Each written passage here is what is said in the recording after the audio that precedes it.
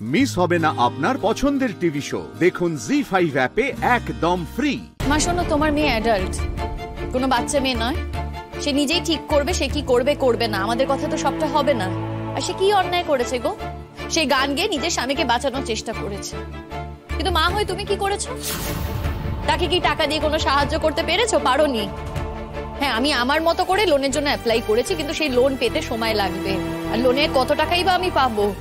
মা, তোমার মেয়ে যার কিনা কোনো গুণ নেই, লেখাপড়া নেই, কিচ্ছু নেই, সবাই বলে সে নাকি কিচ্ছু পারে না, কিন্তু একটা গুণ তো আছে, সে গান গাইতে পারে। সে গান গেয়ে তার স্বামীকে বাঁচানোর চেষ্টা করছে, সুস্থ করার চেষ্টা করছে। আর যদি তীর্থদা সুস্থ হয়ে যায় না মা, পুতুল দিয়ে একটা ইতিহাস গড়বে, এই ঘটনা লোকের মুখে মুখে ঘুরবে। তুমি সেসব কিছুই দেখছো না। মা হয়ে কোথায় নিজের মেয়েকে সাহস দেবে, ভরসা দেবে, সেটা না করে তুমি পুতুলদির খুদ ধরছো।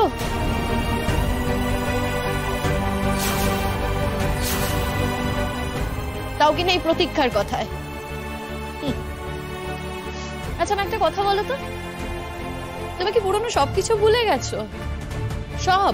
একটা সময় কিন্তু আমি তোমার পাশে ছিলাম না, ওই খারাপ দিনগুলো আমি তোমায় পার করেছি। তাহলে তো আজ আমি এই কথা বলতেই পারি যে সেই দিনগুলো তুমি আমাকে এক্সপ্লয়েট করেছো। কি বলতে পারি তো? উত্তর দাও। এক মিনিট, মা তোমায় এক্সপ্লয়েট করেনি, তুমি বরং গোটা পরিবারটাকে এক্সপ্লয়েট করছো। আর আমার শাশুড়ির সম্পর্কে তুমি যদি একটা বাজে কথা, একটা খারাপ কথা বলো না, আমার থেকে বাজে কেউ হবে না তোমার কাছে। দাঁড়াও দাঁড়াও দাঁড়াও, কি ব্যাপার বলো তো? মার থেকে যেন মাসির দরদটা একটু বেশি মনে হচ্ছে আমার। প্রতীক্ষা, তুমি ভুলে যেও না, আমি কিন্তু মায়েরই ছেলে। আমার কোথাও যেন মনে হচ্ছে আমার থেকেও মার প্রতি দরদটা তোমার আরো অনেক বেশি। হ্যাঁ, তা তো বটেই, আমার তো দরদ থাকবেই না। একজন বয়স্কা মানুষের একটা বাড়ি রয়েছে, আর তাকে ঠকিয়ে লুট করার জন্য তোমরা উঠে পড়ে লেগেছো। দায়িত্ব তো নিতে হলোই না, উপরন্তু এরা নিজেদের আখের গোছাতে শুরু করে দিল।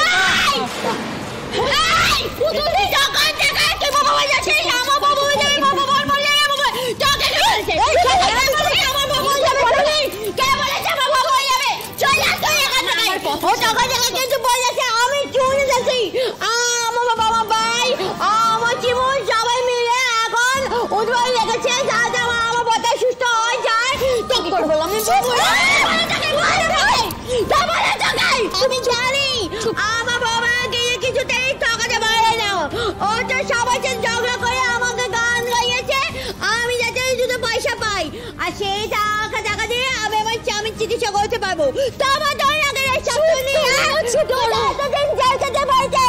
নিজের পথটাকে জেলে পাঠিয়েছিস, মানুষ জেলে কেন যায়? আমার বউটা জেলে যায়নি, আমার বউটা জেলে যায়নি, তুই সামনে চলে গেছিলি। আমার কথা শুনে চুপ করো না। এই যে পুতুল, সব কথার মধ্যে কথা বলতে চেও না। তুমি যা যা জানো নে তাই নিয়ে কথা বলতে চেও না। চুপ করো, চুপ করো মা। আমাকে একটা শেষবারের মতো কথা বলো তো মা।